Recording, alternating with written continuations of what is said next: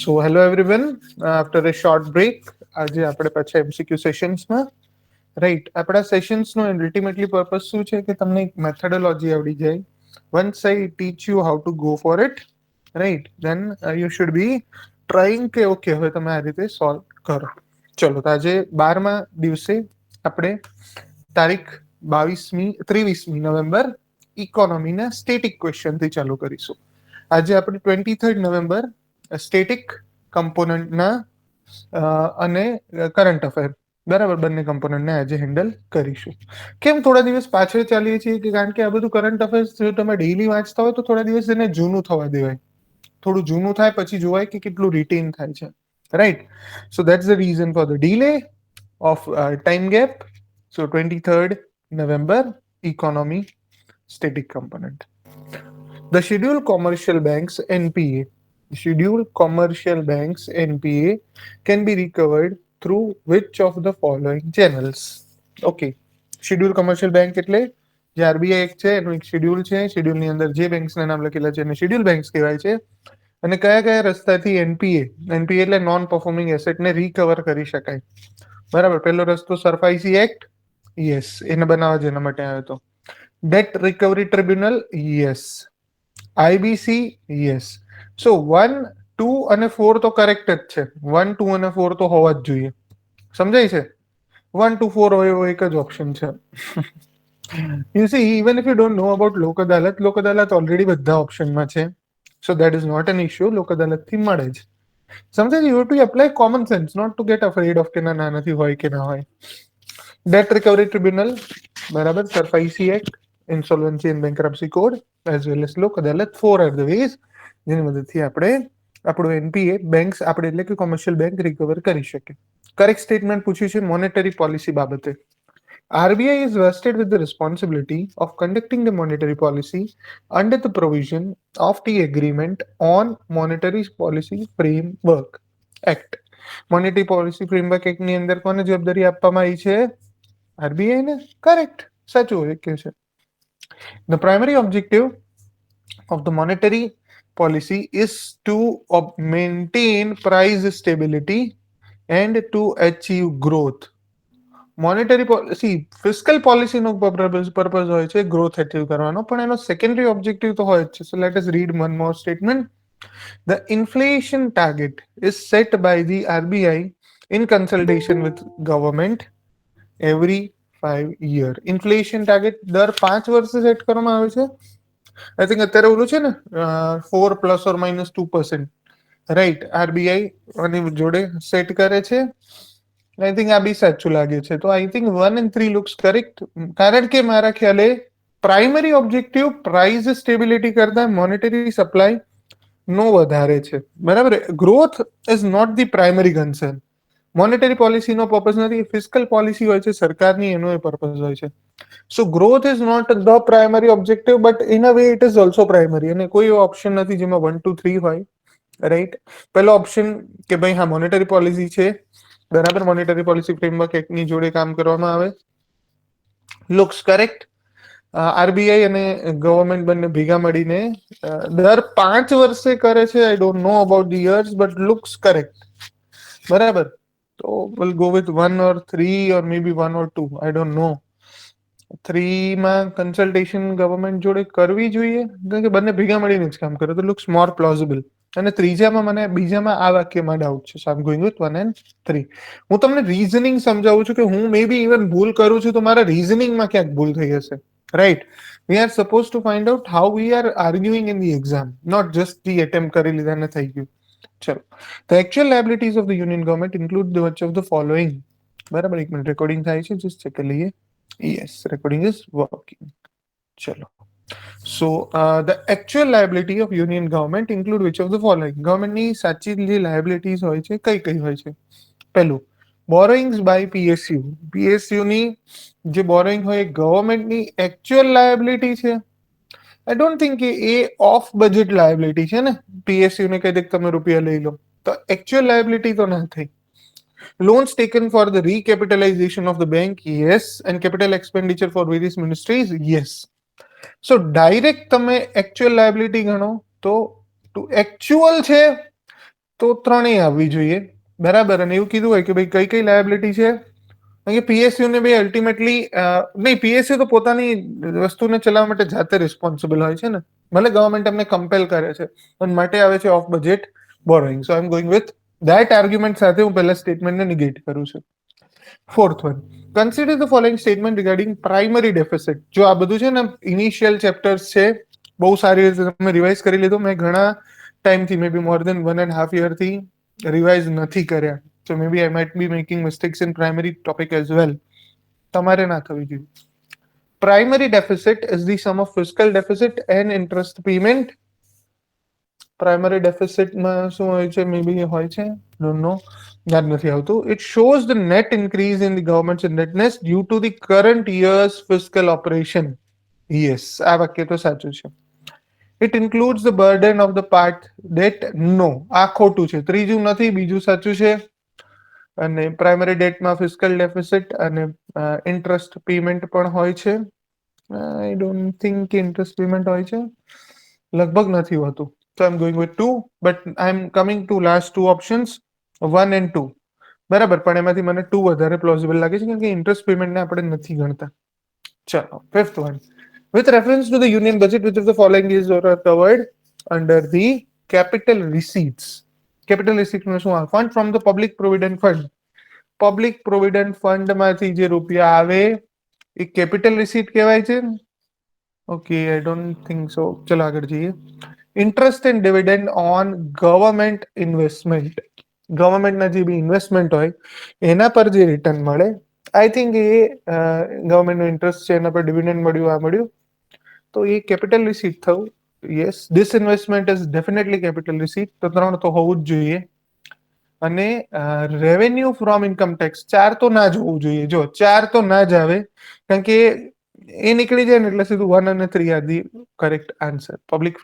પબ્લિકનું public provident ફંડમાંથી જે રૂપિયા મળે, બરાબર, એને આપણે કેપિટલ રિસીપ્ટ્સમાં ગણીએ છીએ. અને disinvestment, so this looks likely. Options આપણને કહે છે અને આપણે 3 સાચા છે. તો લેટ અસ ચેક. પહેલામાં મેં તમને કીધું હતું 4 4 એક્ટ છે. જો મોટાભાગની રિકવરી જે છે, સરફાઈસી એક્ટ 41% રિકવરી માટે રિસ્પોન્સિબલ છે. આઈબીસી 20%, લોક અદાલત 4%, ડેટ રિકવરી ટ્રિબ્યુનલ 3%, અને ઓવરઓલ 14% જેટલા ડેટને રિકવર કરી શકાય છે. બરાબર. સો સરફાઈસી એક્ટે હમણાં સારું કામ કર્યું છે. મેં તમને કીધું ને, આમાં પોલિસીને આ લોકોએ લીધું છે ખાલી ગ્રોથ અને એના માટે. પેલું ખોટું છે. સો લેટ અસ સી કે આપણે એક્ઝેક્ટલી ઊંધું કર્યું છે, તો સમજીએ. મોનેટરી પોલિસી એટલે શું, કે અહીંયા છે ને પોલિસી સેન્ટ્રલ ગવર્મેન્ટ નક્કી કરે, બરાબર. અને કઈ રીતે મોનેટરી સેન્ટ્રલ બેંક નક્કી કરે, સેન્ટ્રલ ગવર્મેન્ટ નહીં, સેન્ટ્રલ બેંક નક્કી કરે કે જે મોનેટરી ઇન્સ્ટ્રુમેન્ટ્સ, બરાબર, રેપો રેટ, રિવર્સ રેપો રેટની મદદથી એ લોકો ગોલ અચીવ કરે. આરબીઆઈ એક્ટની અંદર લખેલું છે કે ભાઈ મોનેટરી પોલિસીની અંદર આરબીઆઈની જવાબદારી રહેશે. પ્રાઇમરી ઓબ્જેક્ટિવ છે પ્રાઇસ સ્ટેબિલિટી, અને ઓબ્જેક્ટિવને ધ્યાનમાં રાખીને પ્રાઇસને સ્ટેબલ રાખવાના, જેથી ગ્રોથ સસ્ટેનેબલી થઈ શકે. મે 2016માં આરબીઆઈ એક્ટ આવ્યો હતો, એની અંદર અમેન્ડમેન્ટ કરવામાં આવ્યું હતું કે ભાઈ હા, ફ્લેક્સિબલ ટાર્ગેટિંગ હોવું જોઈએ, બરાબર. વન્સ ઇન એવરી 5 years આ લોકો એને પ્લાન કરે છે, તો આપણે આને સાચું જ કીધું હતું ને. RBI in consultation of the government, okay, by the okay, government કરે છે. હા યાર, કામ કોનું છે? જવાબદારી ગવર્મેન્ટની છે, આરબીઆઈની નહીં. ઇટ ઇઝ સેટ બાય, ઊંધું કરી નાખ્યું. જો ગવર્મેન્ટ નક્કી કરે છે ઇન કન્સલ્ટેશન વિથ આરબીઆઈ, બરાબર, not RBI in consultation with the government. તો ત્રીજું ખોટું થઈ જાય, બીજું સાચું હોય. દેન પહેલામાં શું ઇસ્યુ છે કે આરબીઆઈ ની અંદર પોલિસી નથી, ઇટ્સ અ ગવર્મેન્ટ રિસ્પોન્સિબિલિટી, બરાબર. ફ્લેક્સિબલ ટાર્ગેટિંગ હોય તો એની મદદથી ગવર્મેન્ટ આને અચીવ કરી શકે છે. ચલો, આ પણ આપણું ખોટું છે. કઈ રીતે? પહેલું સાચું હતું કે બોરોઇંગ્સ બાય પીએસયુ, અને ત્રીજું નથી આવતું. Okay, capital expenditure of various ministries is not the actual liability. Okay, capital expenditure. અરે યાર, મેં ખાલી એક્સપેન્ડિચર સમજીને ઉડતું ઉડતું જવા દીધું. રાઈટ, કયું આવે? કેપિટલ એક્સપેન્ડિચર છે એ કરંટ લાયબિલિટી નથી કહેવાતી. કેમ? કારણ કે એ જે છે એસેટ ક્રિએટ થશે, જેનાથી ફ્યુચર લાયબિલિટી ઘટી જશે. કેપિટલ એક્સપેન્ડિચરનો ફાયદો શું હોય? ફોર એક્ઝામ્પલ, તમે નવું પાર્લામેન્ટ બિલ્ડિંગ બનાવો તો એ કેપિટલ એક્સપેન્ડિચર કહેવાય. કેમ? એની કરંટ લાયબિલિટીમાં તમે ના નાખી શકો, કારણ કે એનો બેનિફિટ જે છે આવતા મે બી 50-100 યર્સ સુધી દેશને મળશે, રાઈટ. સો એને તમે કરંટ લાયબિલિટી માટે તમે ન ગણી શકો, રાઈટ. સો જો તમારે થોડું ધ્યાનથી અને શાંતિથી વાંચવું જરૂરી છે, ઠીક છે. આમાં આપણે જોયું હતું એ પ્રાઇમરી ડેફિસિટમાં ગવર્મેન્ટનું કરંટ યરના જ ખાલી વાત કરે છે. જો પ્રાઇમરી ડેફિસિટ મળે જ છે કઈ રીતે, ફિસ્કલ ડેફિસિટમાંથી ઇન્ટરેસ્ટ પેમેન્ટ માઇનસ કરો, અને અહીંયા તો શું કીધું, fiscal deficit and interest payment. Fiscal ડેફિસિટમાં ઓનલી ઓલરેડી ઇન્ક્લુડ હોય છે ઇન્ટરેસ્ટ પેમેન્ટ, જેને હટાવો પછી મળે આપણને પ્રાઇમરી ડેફિસિટ. ટોટલ બોરોઈંગ ગવર્મેન્ટના કેટલા થયા છે, બરાબર બધું જ બતાવે છે. એની અંદર પાસનું બર્ડન નથી હોતું, એટલે કે આ ગવર્મેન્ટે આ વર્ષમાં કેટલો ખર્ચો કર્યો, કેટલી હદે વધારાનું ઓવર બર્ડન કરી દીધું. એન્ડ આપણે જોયું હતું કે revenue from income tax is the definitely wrong one, even if you know that, તમારો આન્સર સાચું પડી જાય. ગવર્મેન્ટની રિસીપ્ટ, કેપિટલ રિસીપ્ટ કોને કહેવાય, જેમાંથી જો કોઈ પણ એસેટને કેપિટલ રિસીપ્ટ ક્યારે કહેવાય, ફોર એક્ઝામ્પલ જેનાથી લાયબિલિટીઝ જનરેટ થતી હોય, કોઈ પણ એવો ગવર્મેન્ટ એસેટ છે જેનાથી લાયબિલિટીઝ જનરેટ થાય, બરાબર. સે આપણે લોન લીધી કોઈ વર્લ્ડ બેંક જોડેથી, વર્લ્ડ બેંક જોડેથી છે આપણે એજ્યુકેશન ને સર્વ શિક્ષા અભિયાન માટે 50 કરોડની લોન લીધી, 50,000 કરોડની. So that will create a liability borrowing. Or તમે એવું કંઈ કર્યું ડિસઇન્વેસ્ટમેન્ટ, જેમાંથી આપણા એસેટ્સ ઘટી ગયા, તો પણ તમને રૂપિયા મળશે. સી લાયબિલિટી, લોન લીધી, લોંગ ટર્મ લોન લીધી, એનાથી રૂપિયા મળ્યા એટલે રિસીટ. એ જ રીતે આપણે ડિસઇન્વેસ્ટમેન્ટ કર્યું, રૂપિયા મળ્યા, એસેટ ગયો, તો રિડ્યુસિંગ ધી એસેટ્સ, બરાબર. તો ગવર્મેન્ટ લાયબિલિટી બનાવે અથવા તો એસેટને વેચી કાઢે ત્યારે એને જે રૂપિયા મળે, કેપિટલ રિસીટ. કેપિટલ રિસીટ્સના કયા કયા રસ્તાઓ છે, સ્મોલ સેવિંગ ફંડ છે, પબ્લિક પ્રોવિડન્ટ ફંડ છે. આ બધામાં જ્યારે આપણે રૂપિયા સેવ કરીએ ત્યારે એ રૂપિયા ગવર્મેન્ટને મળે છે, જેનાથી ગવર્મેન્ટ એનાથી લોંગ ટર્મમાં ઇન્વેસ્ટમેન્ટ કરે છે, બરાબર. કેપિટલ રિસીટ્સમાં જ્યાં એસેટ ઘટતા હોય ત્યાં લોન લેવાની, બરાબર, અને ડિસઇન્વેસ્ટમેન્ટ, એ બંને એના એક્ઝામ્પલ છે, કરેક્ટ. ચાલો હવે આપણે કરંટ અફેર્સના ક્વેશ્ચનને લઈ લઈએ. G20 વિશે પૂછ્યું છે. G20 is the premier forum of international economic cooperation in the backdrop of the financial crisis of late 1990s. I think it's a wrong one. It's 2008. Don't we think so? 2008માં આવ્યું હતું. બ્રિક્સના બધા member છે, yes, અને global secure stability and middle income countries, yes. So I think 2 and 3 is the correct one. Okay, આ બધું G20 પર છે. G20 નું કોઈ પરમાનન્ટ સેક્રેટેરિએટ નથી, યસ, આ સ્ટેટમેન્ટ સાચું છે, સાચા સ્ટેટમેન્ટ જ પૂછ્યા છે. વર્લ્ડની જીડીપીના 85% અને 2/3 of the world's population, correct statement. Presidency rotates every 3 year, nahi every year, so 1 and 2 is correct. Correct statement પૂછ્યા છે કે શેના વિશે, મેનગ્રુવ અલાવન્સ ફોર ક્લાઇમેટ, મેક, બરાબર. મેનગ્રુવ અલાવન્સ ફોર ક્લાઇમેટ છે, એને હમણાં જ લોન્ચ કરવામાં આવ્યું હતું, મે બી હોઈ શકે. ઇન્ડિયા પાર્ટનર કન્ટ્રી છે મેનગ્રુવ અલાવન્સમાં, યસ, આ તો હોવું જ જોઈએ. It seeks to educate and spread awareness worldwide regarding the role of mangroves in curbing the global warming and its potential solution for climate change. હા તો હોય જ. અને મેક એટલે કે mangrove alliance for climate carries out checks and balances to hold member accountable for conservation. હેસ, આ તો હોવું જ જોઈએ. સો આઈધર 2, 3, 4 અથવા તો 1, 2, 3, 4. મેનગ્રુવ અલાયન્સ આઈ થિંક પહેલાથી હતું, કંઈ આ જ વખતે બન્યું હોય છે, maybe we don't know. I am not saying કે આ એકદમ નવું બન્યું હશે, રાઈટ. સો બધા એવું હોય તો 1 ડી, અધરવાઇઝ સી, બરાબર. તો દિસ લોજિકલી જઈએ છે. Then international commission of jurist, okay, આના વિશે મેં નથી સાંભળ્યું. International commission of jurist is an international human rights non governmental organisation, જેની અંદર સિનિયર જજ, એટર્નીઝ, academicians who work to develop the national and international human rights standards. Composition of the commission aims to reflect the geographical diversity of the world in many legal systems. જો બધા generalise statement છે અને generally international NGO હોય એવું લાગે છે. મે બી UN ની body ના હોય તો સારું. બીજું ને ત્રીજું તો જનરલ સ્ટેટમેન્ટ છે, જે સાચું જ હોવું જોઈએ, બરાબર. પહેલા પર થોડો ડાઉટ છે, am taking a leap of faith and going with D. આવા ક્વેશ્ચન જો તમને લાગે ને કે જનરલાઇઝ છે અને એટેમ્પ થાય તો કરવાના, બહુ રિસ્ક નહીં, બહુ ટેન્શન નહીં લેવાનું કે ખોટું પડ્યું તો. અને ઇનકરેક્ટ સ્ટેટમેન્ટ પૂછ્યું છે. Direct tax revenue is charge against the services provided by the government. Direct tax revenue, direct tax government જે સર્વિસ આપે એના પર ડાયરેક્ટ ટેક્સ લાગે? નો, એના પર ઇનડાયરેક્ટ ટેક્સ લાગે ને, ગવર્મેન્ટ જે પ્રોવાઈડ કરે. ડાયરેક્ટ ટેક્સ થોડો થાય. Non-tax revenue includes the interest charge on the loan advanced by the government for various purposes. Non-tax revenue માં તમે જુઓ તો ગવર્મેન્ટ જે કોઈને લોન આપે છે non tax revenue I guess એ પણ આવે અને આપણે ઇવન જે યોજના ને બધું લઈએ ને એ પણ નોન ટેક્સ રેવન્યુ નો પાર્ટ બનાવે. તો includes the interest charge on the loans A taxable નથી પણ ઇન્કમ તો છે એટલે બીજું સાચું છે તો પેલું ખોટું છે તો we can go for the conclusion. અને કેટલા સાચા છે? અગેન 3 સાચા છે તો લેટ અસ ચેક. પહેલામાં ઓકે 1 2 3 ત્રણેય સાચા છે. 1990s માં બનેલું છે નોટ રિસન્ટલી. મને એમ કે 2008 પછી બનેલું છે. G20 1999 માં બન્યું હતું. ફાઇનાન્શિયલ ક્રાઇસિસ થયા હતા બરાબર, પર્ટિક્યુલરલી ઈસ્ટ એશિયા અને સાઉથ ઈસ્ટ એશિયામાં સ્ટેબિલિટી માટે. બ્રિક્સ બધા કન્ટ્રી એના મેમ્બર છે બરાબર. એના પર યુપીએસસી માં એકવાર સવાલ It's પૂછાઈ 9 ચૂક્યો હતો o'clock.